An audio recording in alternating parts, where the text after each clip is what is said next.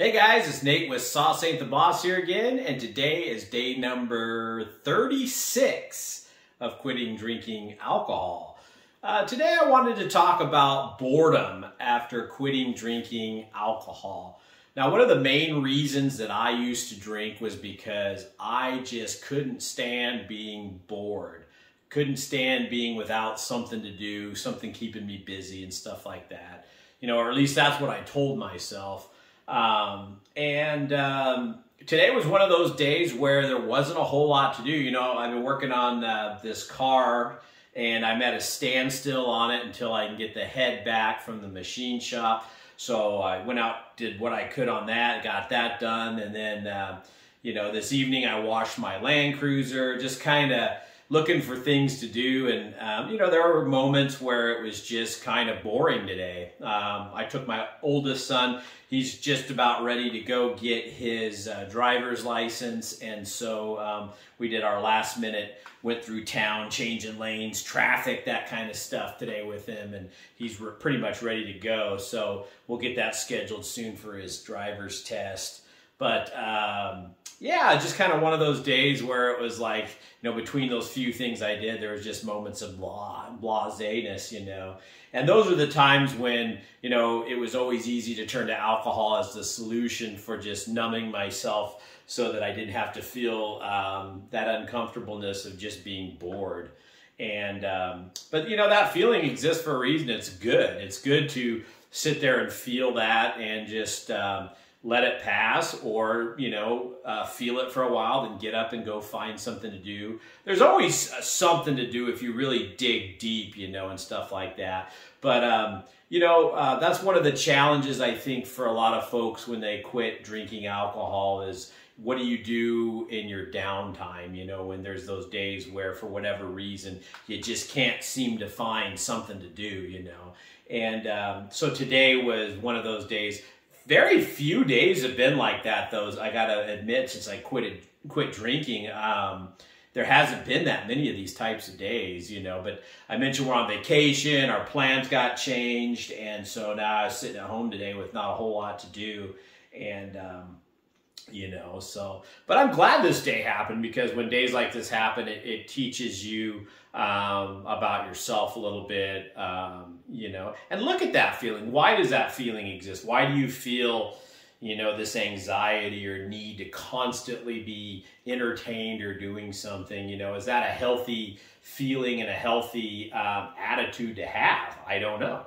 You know, so I've been kind of pondering that one today. And that's, like I said, too, when you quit drinking alcohol, you find out who you really are. And, you know, without alcohol on a boring day, you know, it causes you to ask yourself some questions, feel some things out. All good stuff, you know. And there's nothing wrong with feeling bored. I mean, who said being bored was like a horrible thing or something that's detrimental to you or something like that? I mean, you know, and days only have to be as boring as sometimes you make them. Now, like I mentioned, you know, it's always a great idea to get up and do something and those kinds of things. But, you know, but there's just times, for example, let's say you're traveling and you have a 6-hour layover at the San Francisco airport, of all places, or something like that, you know, and you find yourself just trapped in this airport with nothing to do, you know. There are those times in life where there's not a whole lot you can do with the situation, you know, and yeah, I guess it's one of those deals where not every day can be just a rock and roll adventure, you know. Some days are just going to be more mild and subdued, and those were the days where it was easy to drink. And so, you know, today I just felt, wouldn't say there was really strong cravings, but just like, oh, I remember what I used to do when I'd have a day like this. I'd crack open a drink, you know, and that would take care of the anxiety or boredom I was feeling, you know.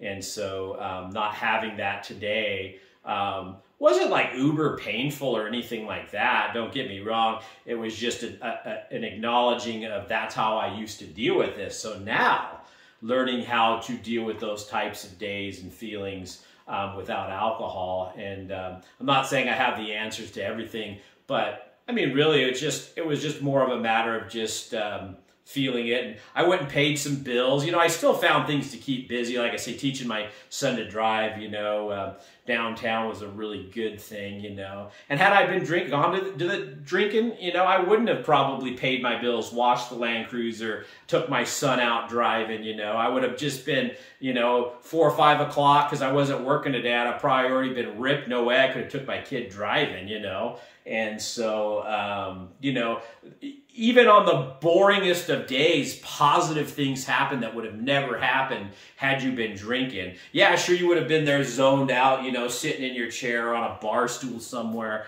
and thinking that that was the way to deal with boredom and that now you're having an uber good time destroying your body.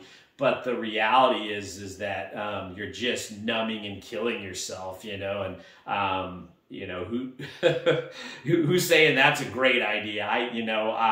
Even aware of the whole situation now, going through this boring day today, and then looking that as the alternative of how I could have spent my day. To be honest with you guys, I would have much rather done the things, spent time with my son, got some productive things done, and found out a little bit more of who I am. So when you have days that are boring, guys, just look them in the eye and let them roll, find something to do, then sit down for a while, feel the boredom, let it pass, look at it, ask yourself some deep questions. And that's what, you know, this whole journey is about, is learning how to deal with life without your old crutch, you know. And this is one of the more simpler ones to learn, I think. It's not like, you know, some earth-shattering thing to feel a little bored. So, but yeah, it was honestly one of the positive things being on day 36. Usually when I start a new diet or I start working out again or quit alcohol or whatever, I for the first month, you know, I don't really notice much weight loss. And then all of a sudden it just starts going boom, boom, boom, boom, dropping off. I don't know if that's my body type or if that's way for you guys too, if you've noticed that, but that's just how it is. And so, you know, when I started this whole thing, I was right around 212 pounds the first day I quit drinking. And now on day 36, I'm 202 pounds. So that's 10 pounds that have fallen off, you know, and I definitely feel a little lighter. You can't really tell somebody's lost weight till they lose about 20, 25 pounds when you're as big as I am. But, you know, that was kind of, I was like, yeah, man, that's cool, 10 pounds, you know. Imagine carrying like picking up a 10-pound bag of sugar or a 10-pound weight and having to carry that around everywhere you go. Now I've got that less pressure on my joints and stuff like that. So, and I'm going to keep on keeping on. I'd like to get down to, I think, about 170. 175 would kind of be probably where I should be if I can put on some more muscle too and stuff. So kind of looking forward to getting there. And so, you know, as you have these boring days too, you know, if you look at all the wins that you've had, you know, while you're sitting there bored, well, I've lost 10 pounds. I'm working on this car. My family's, you know, relationship with them has improved. I'm saving money, $800 a month. I mean, so when you're feeling the boredom or anxiety or having some type of wanting to go back to drinking, you know, think about all the wins you've had in the process, and that'll, you know, that'll take some time to think about and kind of appreciate, but it'll also keep you on the path to not picking up that drink on those boring days. Yeah, the other funny thought I had today was about how when I was drinking, I kind of look at it now as like kind of a baby with a pacifier. You know, the alcohol was my pacifier, and you know, it was one of those things. If I didn't get it, I was cranky and upset. You know, give me my pacifier. You know, and kind of silly, really. And I mean, I'm just talking about me. You know, and how I really kind of view it now. It's kind of like that was my binky. You know, my thing that I went to when I wanted comfort or didn't want to deal with something or feel something, you know, you know, and it just kind of related it to kind of a small kind of child not getting something it wants, you know, and, you know, that kind of too, looking at it like that and kind of being aware of that was something I thought about today, and it kind of helped too, you know, to deal with any type of craving I might have had or thought or whatever, you know, and it helps to do things like that, just kind of feeling things out, seeing things out, pondering things, you know, and making sure any of those thoughts about drinking because of whatever situation, you boot those out and throw in a thought like that. You know, turn something that's pro-alcohol that you're thinking about into something negative about alcohol, you know. And if you do that every single time, you'll slowly start to reprogram all the brainwashing we've had to begin with, that it was somehow good for us in the first place, you know. So that's the topic for today, guys. Again, on day 36, go back and check out my day 1 video. Day 2, if you're thinking about quitting drinking alcohol, like these if you're getting any help from these, and subscribe to the channel if you could, and maybe share them with somebody that's struggling with alcohol that might get some help out of it. And like I said, I'll be doing these every day for a full year at least, and I may curb down at that point and maybe do once a week or once every couple weeks. And I think at that point I kind of thought, what do I do with this channel? I mean, you talk about alcohol or the bad effects of it for 365 days, you know, what are you going to do after you've done that for so long? Keep talking about, you know, tips and tricks on quitting. I think I can probably talk about a year's worth of that and it'll be kind of played out, you know. I don't want to repeat the same stuff over and over again. I thought maybe then the channel could start turning into more just all the positive things that I'm doing or adventures I'm going on, maybe do some traveling at that point, or, you know, and just show that, hey, I can do all these things now. I've been saving $800 a month. I'm doing some traveling from that money, or I'm,